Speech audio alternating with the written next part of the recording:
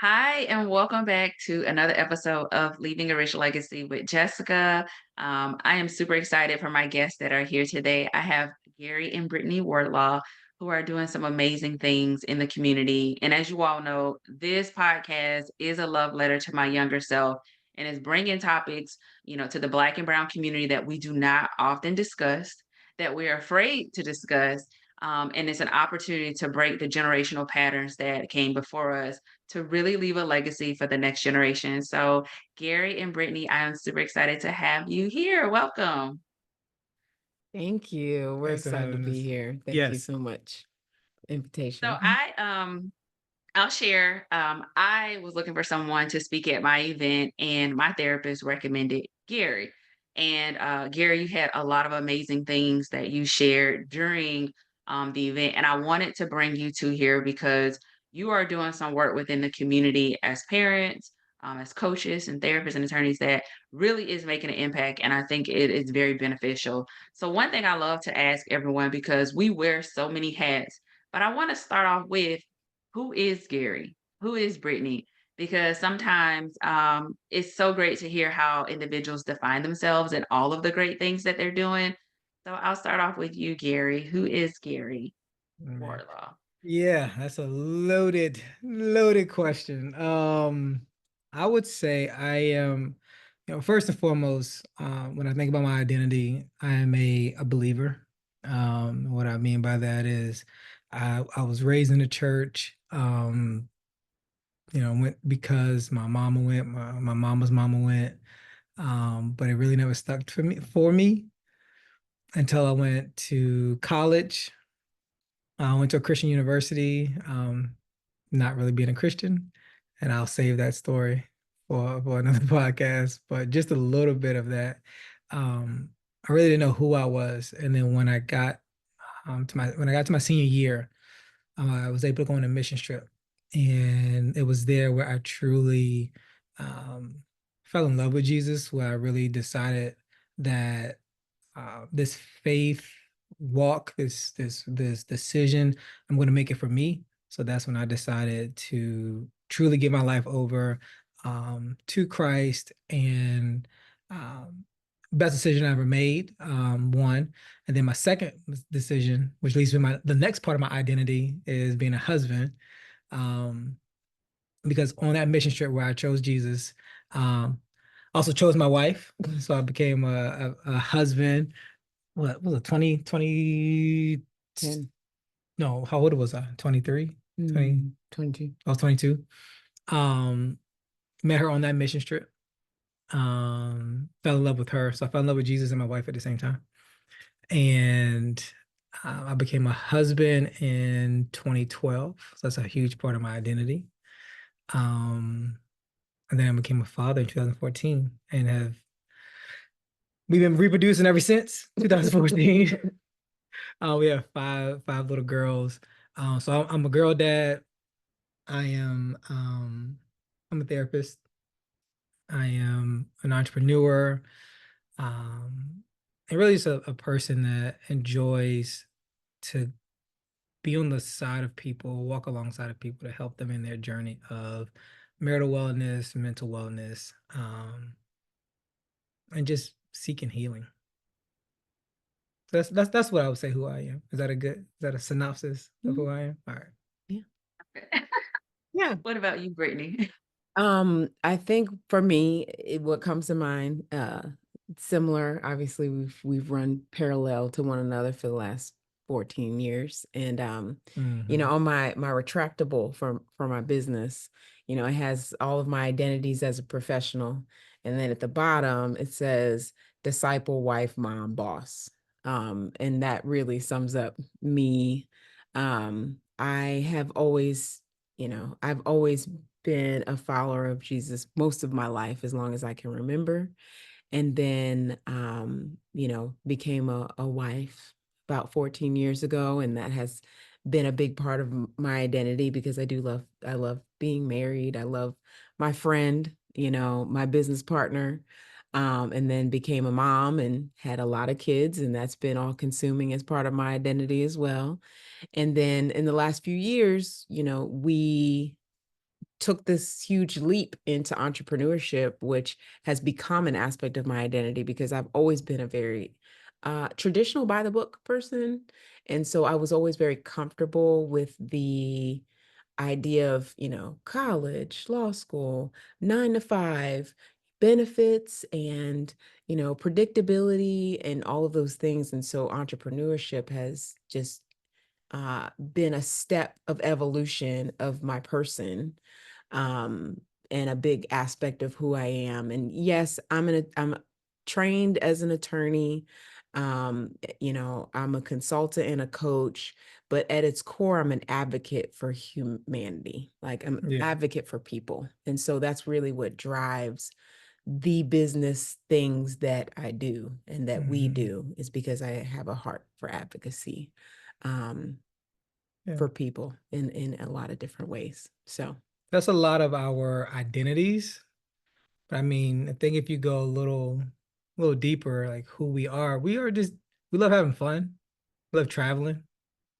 So that's a big makeup of who we are. We love going to different countries. I'm not a big foodie. She's a foodie. Um, but that is a huge part of who we are. Just being able to go out, have fun, enjoy, catch a movie, eat good meals, and have different experiences. Now, does being a foodie come with like you like to try new dishes, Brittany? Like, are you a big cook? Well, yes, all of the above. I like to try new things. I definitely love food. I love the art of food. And I like to cook because I enjoy food. And if I, want to eat something good, I'm going to figure out how to make something good. So yeah. I loved just hearing both of your perspectives because, and I'm sure you see this as a coach and in a therapist, sometimes we don't know how to identify who we are. And to your point, Brittany, about what you thought life would look like, and now you all are both entrepreneurs. Society tell us things should look a certain way, right? And we get caught up in that, and sometimes we get lost and experience self doubt and regret, and just feel like we don't know where we should be at certain stages in life. So that's one of my favorite questions, just to hear how people can identify who they are as a person. So you talked about, sounds like you took a leap of faith in this opportunity to become entrepreneurs. So can you share with me, and I'll start with you, Brittany, what led you to becoming a coach and an attorney? Yeah. So the childhood connection is that all my life I remember hearing people, specifically my mom, tell me that I need to mind my business. When I see something happening to somebody and it's not right, I always feel the need to interject, whether I have perspective to offer, whether I'm sticking up for them, whether I'm giving them language to what's happening. Like that was just me as a child, right? And that evolved as an adult. People, feel like I argued well. So then people would be like, oh my gosh, you should go to law school. Um, Long story short, I was a business major and I had a business law class. And my professor was like, you're a natural in here. You do really well. You really should consider law school. So that's how I ended up going in that direction to law school. I got there and it was hellacious. And I said, dear God, I don't want to do this. I don't want to have anything to do with this. I got to get out. And the Lord basically told me, like, hey, I'm going to, you're going to be a voice to the voiceless. So this is going to be a mechanism or a means to be able to advocate for people. And in my mind, I thought that was going to look a certain way, right? Advocate in court and, be someone's representative. But what I quickly found out was, yes, the degree allowed me almost the street cred, if you will. Like it gave me the credibility for people to trust me, and it also helped me to learn how to think critically. And so being able to partner those things um, led me into the various realms of entrepreneurship as a consultant, as a business owner, um, as as an entrepreneur, as we mentioned. The coaching aspect came in the last couple of years because I found that those aspects of my identity that I mentioned, I was super passionate about, because people be like, man, y'all's marriage and oh man, you and your kids and your family and like, man, how do y'all do it? Like we would just get questions like that all the time. And things that seem very natural and simple to me, people really needed encouragement or coaching in how to do those things Yeah. well.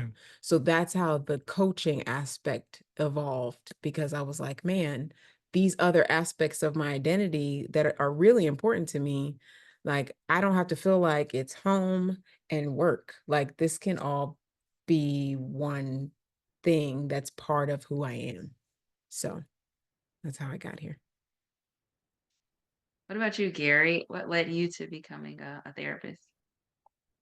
Mm. Um, I did an internship my senior going into my senior year of undergrad, and it was at a pretty big radio station in Richmond, Virginia, and I had a lot of fun. That summer, I'm an undergrad, communications, advertising, public relations major, and I just had a lot of fun that summer, like concerts and you know, Lil Boozy and 50 and we had 80s were the greatest concerts and we were, Slick Rick and Naughty by Nature. And I just had so much fun. And I was like, at the end of it, the 6 to 8 weeks, I was like, it's not what I want to do for my life. I gotta do something different.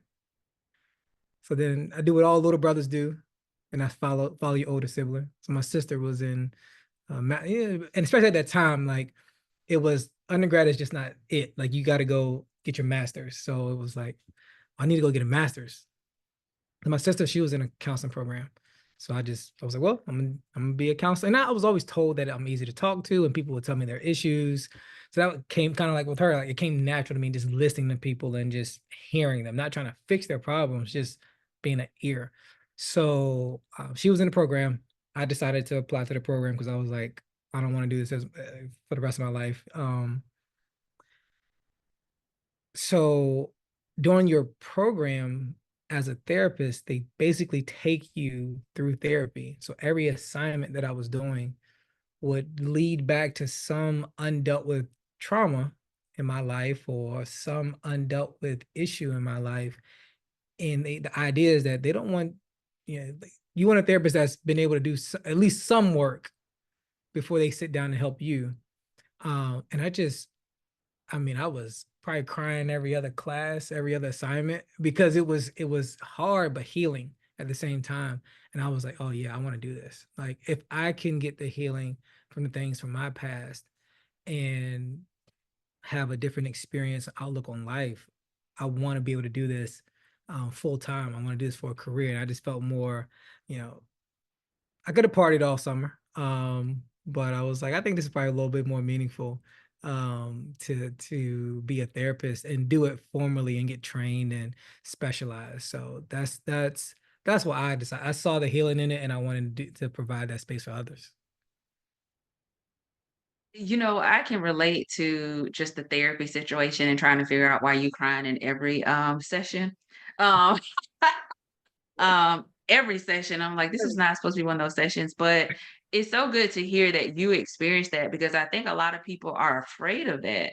So they won't go to therapy. And I've even heard just some couples kind of share the struggles that they may have, whether they are dating, engaged, or married, and the fear of uncovering some of that stuff with their partner in actual therapy. So Brittany, you talked about how people were, see how you all just interact and engage as a family, and that led you to coaching.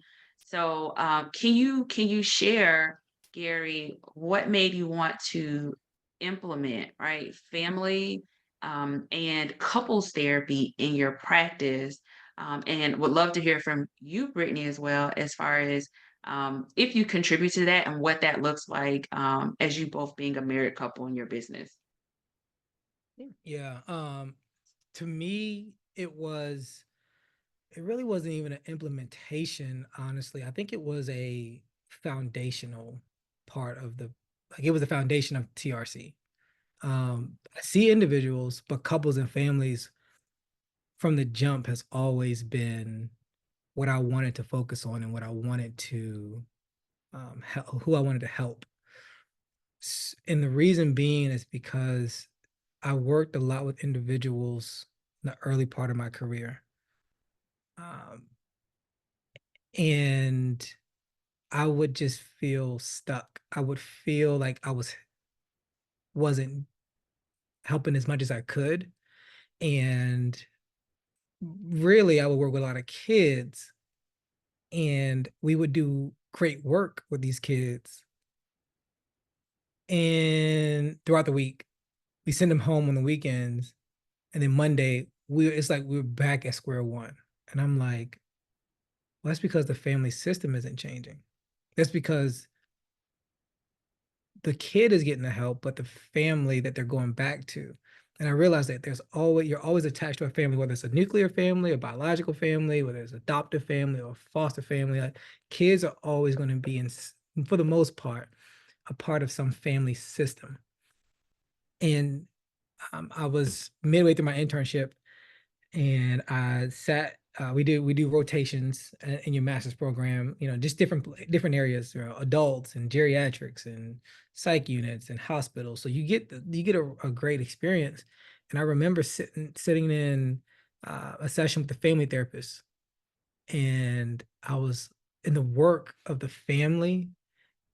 And I just remember this one girl for the long. We weren't making any progress.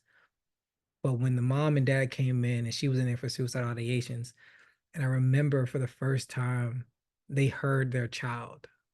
And I was like, I mean, this was a real mellow, older guy. In the way that he barely said anything in session, but the power that was felt and the healing that I felt like was taking place because the family was brought together, I was like, that's what I want to do. I want to work with the system because generally it's not an individual problem, it's a systemic problem. So that to me is why I decided I don't really want to work with individuals. Can I help the family work and operate optimally as a system that we really are in and created to be in? Yeah. And I just want to clarify, you use TRC. So for people who don't know what that is, that's the relationship clinic. Because I figured that that may be a question. So that is your practice. So I want to make sure I clarify that. But Brittany, did you have anything that you would like to kind of share? I think what has been really great, Jessica, is that we have been able to really integrate our lives with our practice and our business because we are integrated as a family. We always, you'll hear a phrase that we always say, we're a unit. And sometimes our kids love it, sometimes they hate it. Somebody left their clothes on the floor, everybody running. But it was her. We're a unit, right? And so the fact that that's our lives, it makes it very authentic, organic. That is something that we believe in and advocate for in the practice is the wholeness, the healing, the connectedness of the family, right? And so it just, I think in theory and at our core, that's who we are. So if that's, how we function in the practice, and that's what you're going to see authentically outside of work. Mhm. A lot of people want that because work life harmony, just in general, is hard. But to be authentic in the workplace, in your personal life, I think that is most people's goals. So for you all to have been to establish that, um, as entrepreneurs, right? You have your own business, in your own specific roles, and being parents, that's huge. That's a struggle that a lot of people have. And they want that balance, but they can't. So, love to hear that, especially being that you have 5 girls, right? Yes. So, some people struggle with that with not having any. Some people is me. And then you have some people who, are looking at that with just one. So I think that's amazing that you all have been truly doing the work and just making family, and your family, but then also the passion for other families and healing being a foundation. So thinking about families, You all being married, if I heard correctly, 14 years. Is that accurate? It'll be 14 years. Oh my gosh. Well, what? In a No, no, week? no, No, 13. yeah. It'd So be 13, but we've known each we've other for known each about other for 14, 14, 14 and a half. but 13, So we're you've coming known up. each other for So you've known each other for 14, been married 13, and you're also business partners. And I hear you saying best friend. So you all can say that this is my best friend. And I know that some individuals may desire to seek therapy together or counseling. So I want to be could be therapy or counseling or coaching, and don't know where to start or where to go. Or one partner may desire it and the other does not. So for you all, why do you feel it's important for individuals that are dating, they can be engaged, or they are married to attend um, therapy or coaching together, and then also doing that work separately? Um, I'll take it kind of two parts with people that are seriously dating and wanting and or engaged, seeking to get married. Um, you just it's relationships can be hard, but they don't have to be um unnecessarily harder. And what I mean by that is me bringing two lives together, two different perspectives, two different worlds, and sometimes you need help navigating. Now, when you're in the early parts of why we would advocate for premarital therapy, or when you're kind of seriously dating, um, it's almost like the analogy we use. A lot of times, couples come to me and we feel like they're in stage 4 cancer, meaning that their relationship is barely holding on. And it's harder, right? It's harder to come back. Research tells us that couples come in 7 years too late. So with that being said, it's like, why not be preventative? Why not invest into your relationship at an early part? Because we invest in a lot. Like we invest in trips as a premarital couple. The wedding, we invest in a lot of different things. We go out to eat. Probably we didn't go out a lot. Did we go out a lot? Eat before we got. Oh, we're studying too much. We were studying a lot. Yeah. But but I think people invest in these and have these experiences, but not in their relationship. So the earlier the intervention, the better, is because you can establish and create a stronger foundation. So that's why I advocate for couples to do it premarital. Because you still love each other, right? You still like each other a lot. You're not working through the big hairy problems that you have when you're married for a long time. But so for couples there, but when people come in, I'm an advocate because again, it can be challenging just in general. And there's a lot of changes that happen in life, right? She's not the same Brittany that I met 14 years ago. I'm not the same Gary that she met 14 years ago. We change and we evolve, and sometimes those changes can be challenging to navigate and to understand and not lose the core of who you both are and with the core of what your relationship was built on. Um, and I think people do that. I think people do it very often. They're not able to um Navigate that transition. yeah, and I think it was probably one of the best advice that we got, pieces of advice that we got when we were early on in marriage. And it's like, you never met Brittany the mom, you never met Gary the dad, you never met Brittany the entrepreneur, you never met Gary the entrepreneur. Like, in it at that time, We haven't met ourselves, right? right. Right. So for me, that's why I'm a huge advocate, is because you don't have to go through this thing alone, and we get professionals for so many other things. For we get a professional hairstylist, we get a dentist, we get a doctor, we get professionals to help us on things that we're not necessarily gifted at Mhm. or natural at. Right. And I think oftentimes, even in communicating through the transitions or even just communicating in general with two very different people that are bringing a lot with them into this relationship, sometimes we don't have the language to even articulate to the other person what you're feeling or articulate in a way that they can Yeah. understand it and receive it. And so we recognize that we've been very blessed because of the, sometimes people joke like, "Oh gosh, what's it like being married, an attorney and a therapist?" It's a beautifully double-edged sword. In in one sense, we could have a discussion for 4 hours, like, we in this thing, right? We are here, we are locked in, okay? And the kids are literally figuring out, "Okay, mommy, daddy." And it's not a screaming battle, it's literally a discussion where we are requiring of ourselves to articulate what we're feeling, and it's almost like we're doing therapy in the midst of it with each other, because we're Mhm. like, you know we're just working through the emotions and having these revelations as we're having conversation, right? um and so we're blessed in the sense because we have the skill set to be able to do that, and the practice, right? Right. And And the so, desire. and the desire, right?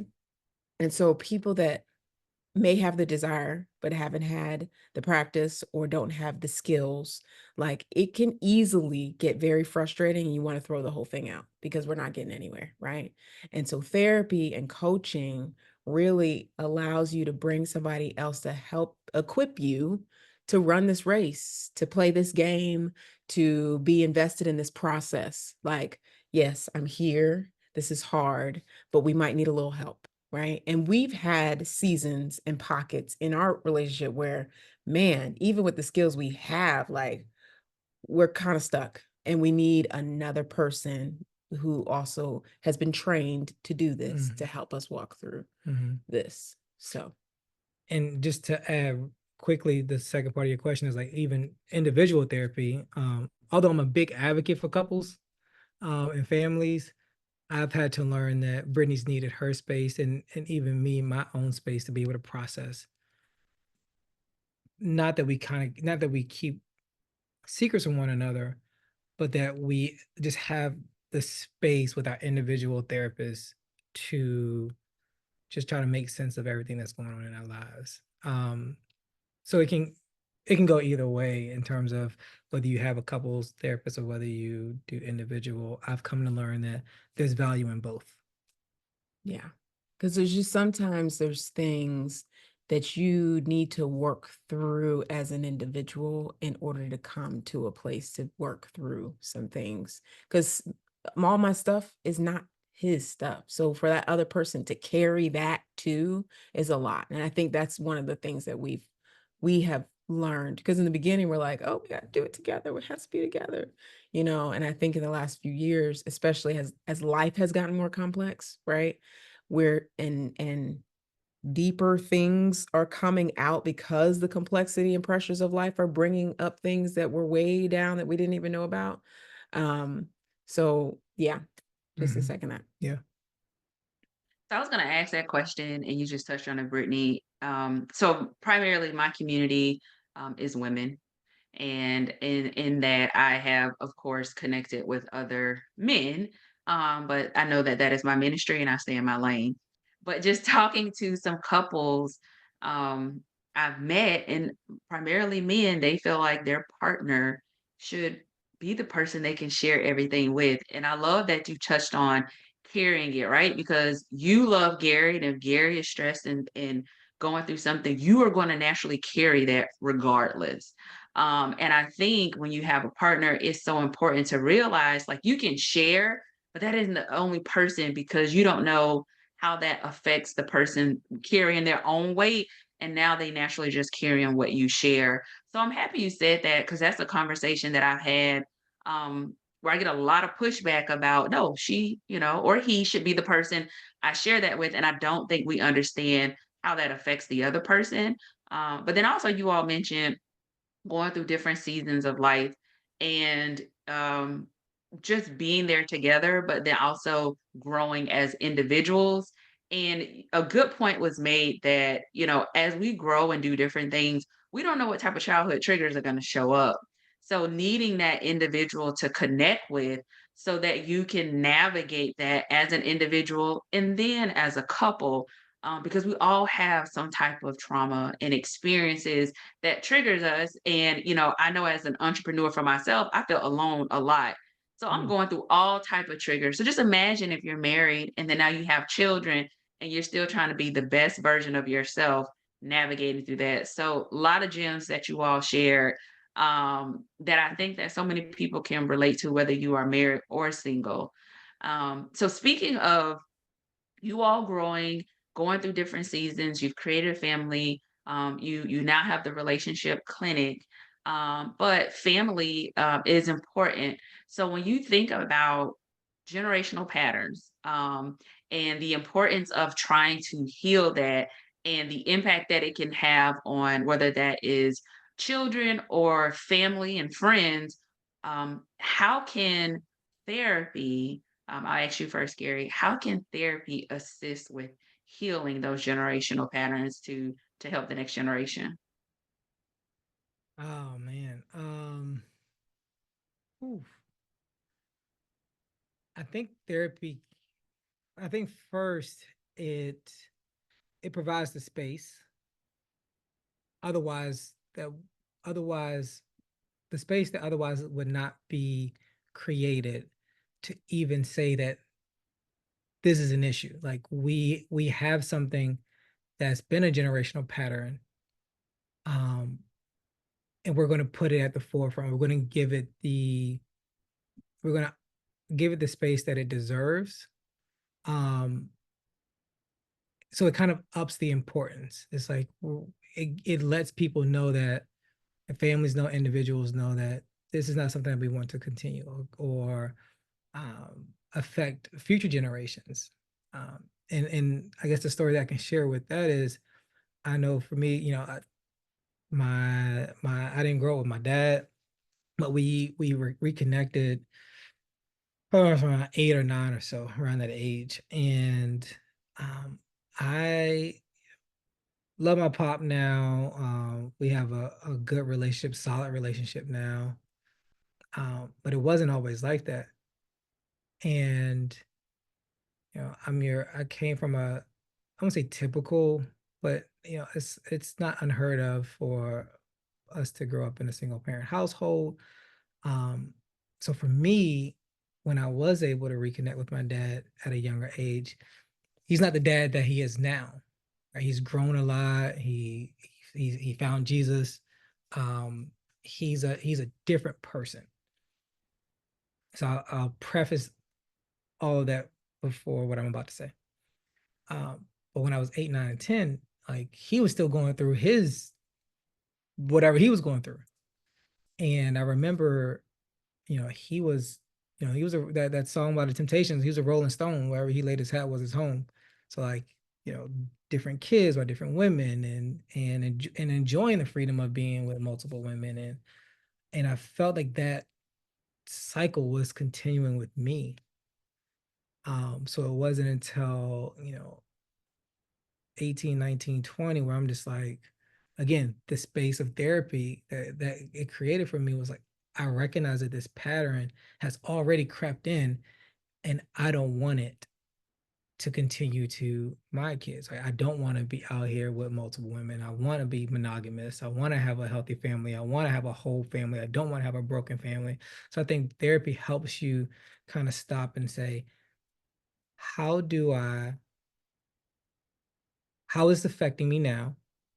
What do I need to change so that it doesn't affect me? Mindset, behavior, whatever that may be.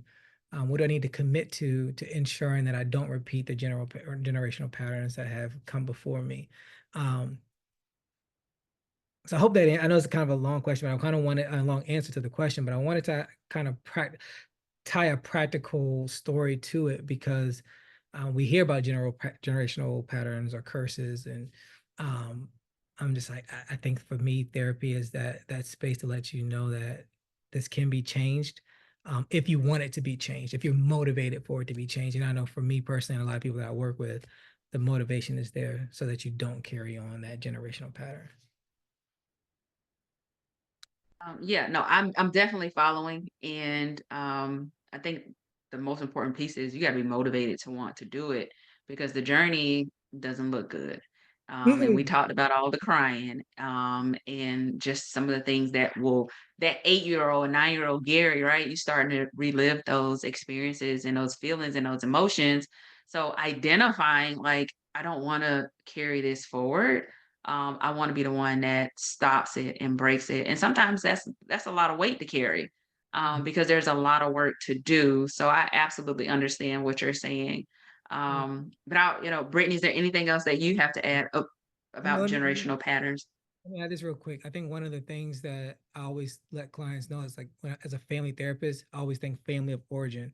When we say family of origin, it's like, well, where does this behavior start? Like, where did this behavior come from? So therapy provides that space for you to understand, like, this is your family of origin. Like, this is what you're like. A lot of couples come into work, coming to work, because it is work, coming to therapy, and they don't realize that. Well, the reason why you can't communicate is because your parents can communicate and because their parents can communicate, right? My dad, he wasn't there emotionally. Well, because that his dad wasn't there emotionally for him. So I was like, how can I expect for him to do something that his father didn't teach him that that is it's hard without a model in and of itself. But then when you don't again have the motivation, it's even harder to because for me, I didn't have I was able in my latter years to have a model, but I had the motivation. And I don't think my dad had the motivation or he didn't know. So I always let people know that you're being able to explore your family of origin can help connect the dots to why I behave the way I behave. So I Mhm. want to add that. Yeah. And I don't have much to add either. I think it's just very similar, like you said earlier, Jessica, like this idea of there's certain things that come up later in life. There's certain things that are happening in life that trigger. And I think motherhood for me started bringing up some things for me in being able to recognize like, oh gosh, I think this is anxiety. Oh, this critical voice, where did this critical voice come from? Oh gosh, I think it came from my mom. Oh wow, I'm doing the same thing to my kids. So being able to process in therapy what's happening, and being able to identify it, I can identify it when it's happening in life. And if I can identify it's happening in life, then I have the power and motivation to change it. Mm, That's good. that's good. Just even to your point, identify that critical voice. Someone shared with me that a lot of times self-doubt starts with when we were children. Someone, right? Whether that's your parents or a teacher said that you can't do it or you won't do it. And we just carry that little voice in our head, and it shows up. So I love that you all, both of you, are so intentional and motivated to do the work because it is work, right? Even though you both are professionals, you understand like you also have to do the work as well. So just kudos to you because I know it's not easy. So I absolutely love that. So in the relationship clinic, you all also talk about racial trauma, and that was one thing that I found really fascinating because I don't hear a lot of people talking about that when it comes to like going to coaching or therapy to address that, or a lot of times we don't even know we experienced it. So can one of you share, like, why was that important to focus on that for your practice, and what that can look like? Yeah, I think it was important to incorporate that into our practice really from the jump, but I didn't really believe that I could start a practice and we can build a practice treating strictly racial trauma because again, like people are not aware of what racial trauma is oftentimes. We experience it, but we don't know the language. So I think that's one of the things that we kind of give language to what you experience as a person of color in America, whether it's perceived threat or real threat, when it's on the basis of race, it is trauma. So in 17, when we started, it was always like, oh man, I really want to do this. I really want to do incorporate racial trauma. I mean, then 2020 hit and it was like,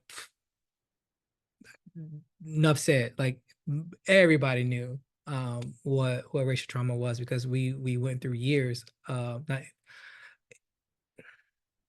it was a season in our a moment in our history as a country where you really couldn't deny what you were seeing and what we were experiencing, even though we didn't have the language. So 2020 is when we really said, hey, this is what's happening, and we want to be a place that can address it. So it can really look like just being able to come into a place that understands racial trauma, understand how it works, and then really how do you process through it? What tools do you need um, to heal from the racial trauma again, whether it's what we saw on TV, the constant killings, the shootings, the unarmed black men, unarmed black women, it's just all that were happening, everything that was happening. It was a moment in time where we said this is what we are going to focus on as a clinic. So we really want to give people the tools needed and necessary to continue, because I don't think racism is going anywhere anytime soon. So the best thing that we can do is get the necessary tools needed to not just heal but navigate it in a healthy way where it doesn't impact our mental health, because it does. Like the racial trauma does, and what we experience does affect our psyche. And I think 2020 was a year that just a lot of emotions came up, right? A lot of people didn't know how to process what we were seeing, whether it was on social media, the news, what was being shared. Some platforms share more than what they probably should share, and how that really affects and triggers us. So I think that's awesome that you are helping people realize, like, you experience this and this is how you can work through it. So you all have 5 lovely, beautiful, daughters, and, you're working in this space. So how has the work that you've done for yourself, and you kinda touched on it a little bit earlier, but how has the work that you've done, individually helped you in the way that you raise your children? Um, and I'll go first, but I think for me, um, I did touch on, childhood, how I was raised a little bit. My family was traditionally whole, if you will, monogamous parents, myself, one brother, um, you know, faith-based home, very traditionally whole. I was very blessed in a lot of ways. The one area that I've seen as I've, become an adult, become a spouse and a mother, is that our emotional vulnerability was non-existent. There was not a lot of dialogue about feelings. There was not a lot of room or space to feel. You just do, right? And so as a mom, one of the things that I, probably to a fault, is I give a lot of space for expression about what you're experiencing right now. Like, why are you so frustrated? Why are you upset? Why are you sad? What's going on with your disposition? Sit here and talk to me. Tell me what's going on. Um, this is how I'm gonna give you room and space to express to your sister. We're not screaming. We're not hitting with our hands. These are the opportunities that we can express what's going on inside with our words.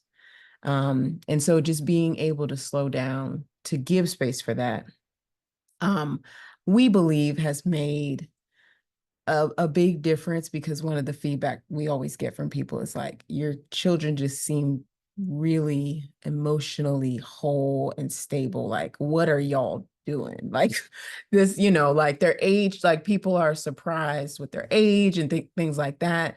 And I think that's part of it. They have opportunity, language, cultural support to be able to have emotions. And I think, and the beautiful thing is I'm married to a therapist who's also very patient with all of the female emotions that are creeping on up in this house. So The older they get. yes.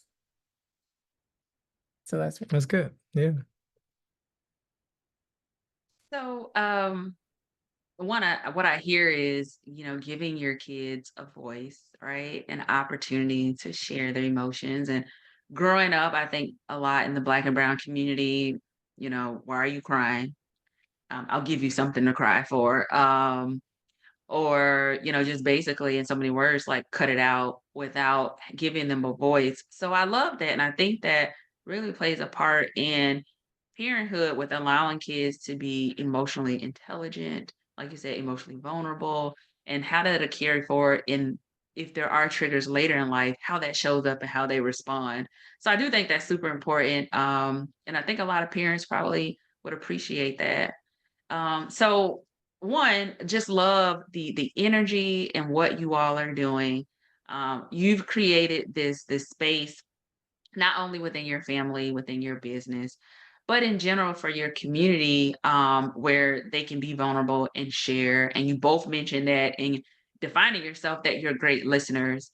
And one thing I think is super important is for people to realize, like, going to see a professional is so important. I have a therapist, I have multiple coaches.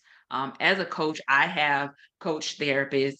And some people just feel like it's not a safe space, right? Are you going to share what I share with you? Who are you going to tell? So, for those individuals who feel like, you know, it's not a safe space, how would you encourage them to seek some type of professional help from someone who's been trained?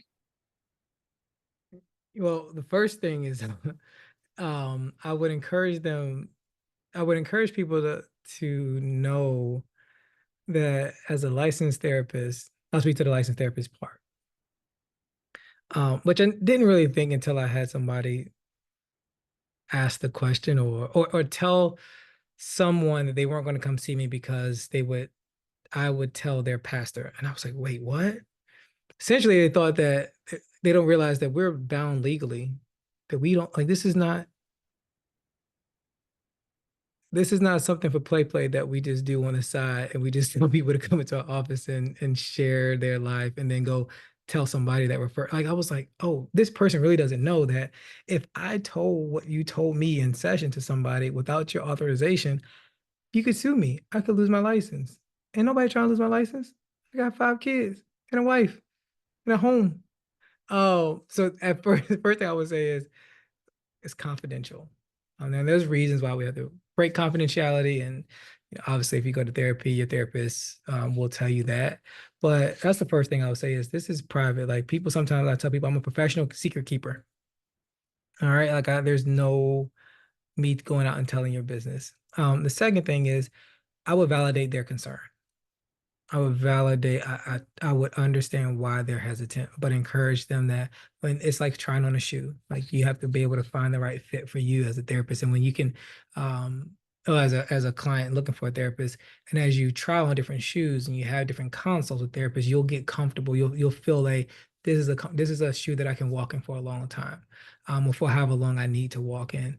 And when you find that therapist, that trust takes time to build, um, but the rapport that you can build is going to be the most important piece to helping someone have effective therapy outcomes. So that's how I would encourage them. One is confidential. Two is a process, and you want to find a good fit. And three, um, yeah, I would just validate their experience and just hope that they can see encourage them to see that it's worth it. There's risk and benefits to therapy, and I talk about that in my informed consent. There's risk and benefits. Risk being that you're going to get emotionally uncomfortable, right? There might be tears.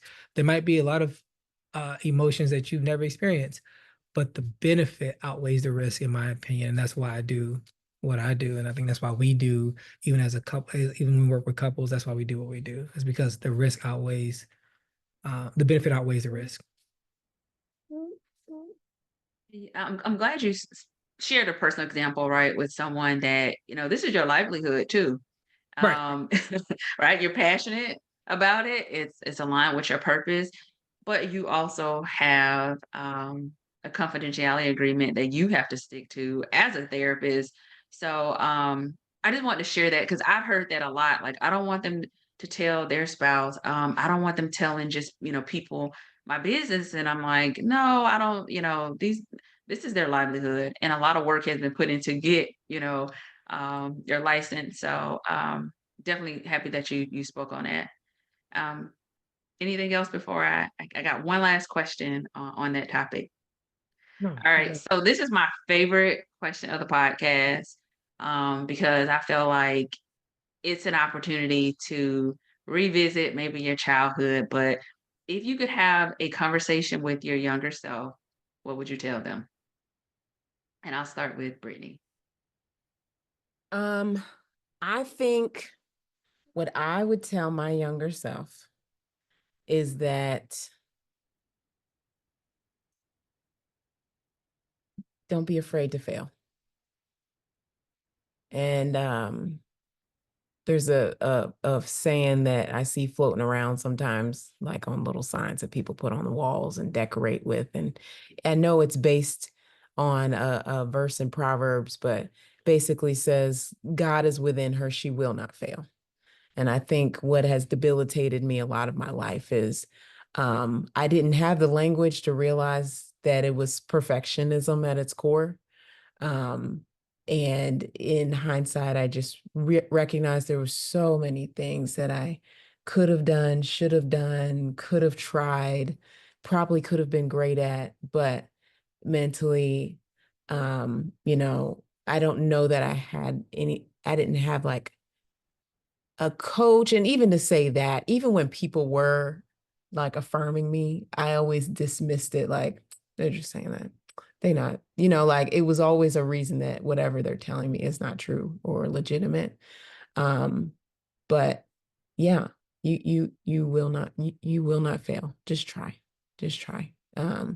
So that's what I tell my younger self. Yeah, I was so caught up in hearing you, I didn't stop to think what mine would be. Um,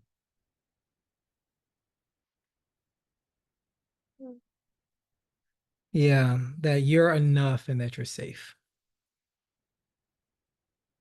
Um,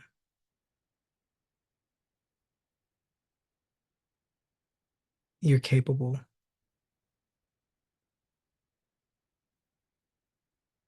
Yeah, that's what I would tell me. That's good. Just the safe, I think, part a lot of us can relate to, that you're safe.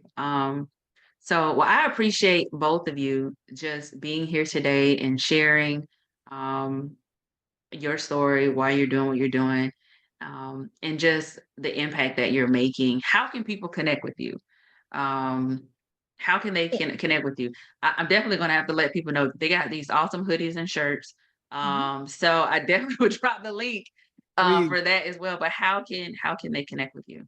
Yeah, so obviously our website, www.therelationshipclinic.com. You can also connect with us on Instagram at the Relationship Clinic. And then you can same thing on Facebook. And then for your handles, need to connect with her. Yes, at Brittney Wardlaw, JD. Those are What all my about handles. oh Yeah, those are all my handles.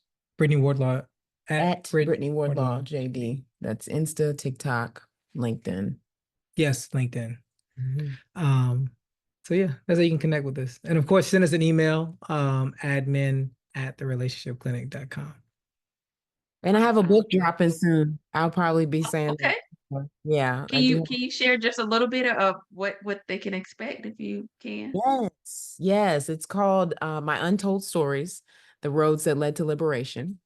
And it essentially my story that led me to really this liberated state that I'm in as a professional, as a human, as a wife, mother, entrepreneur, really. My experience working in higher education as a Black woman and the things that I went through and the stories that I lived to tell really led me to being this liberated entrepreneur. So that's the short synopsis. Yeah. I love that. Well, we will be on the lookout. I know for me, I need to read it myself, so I'll definitely be getting a copy. But I do appreciate you all taking time to connect with me today. And I will drop all your information as I hope somebody is blessed from your story. one thing I've heard throughout the conversation is just the foundation of faith that you have in your marriage and your relationship in your household. And you can obviously see that it is blessed you in everything that you've done. So I appreciate you all, and I will see you all on the next one.